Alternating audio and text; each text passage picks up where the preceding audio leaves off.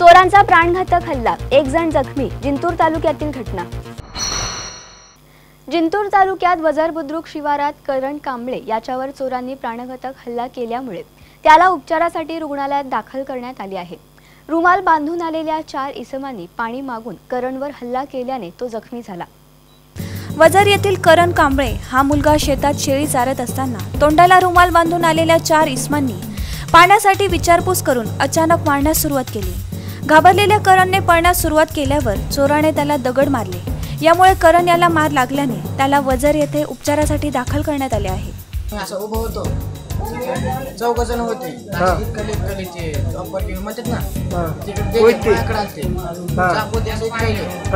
तिकडे गेले त्यानं माझ्याकडे आले. मला विचारले, भाऊ पाणी कुठे भेटतं? मला माहित नाही भाऊ. काय नाही म्हणे, कुठलाच म्हणे. मी म्हणलं इथंच आहे. डायरेक्ट आले, नळ धरलं, नळ असा झटका मारला.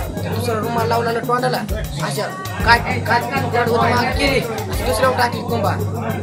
ते खाली वाकला, दुसऱ्या कमरामध्ये लात मारली, खाली पडलो. डबल उठला की असा दगड टाकला तुझ्या वाड्यामध्ये मारायला. ते दुसरं. बळीराज भराडे, संवाद मराठी लाईव्ह, जिंतूर. श्री गणपती संस्थान महड, तालुका खालापूर, जिल्हा रायगड.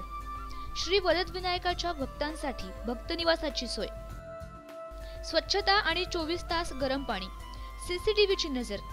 आगाऊ नोंदणीसाठी संपर्क करा 021 92 26 69 12 72 76 47 38 54.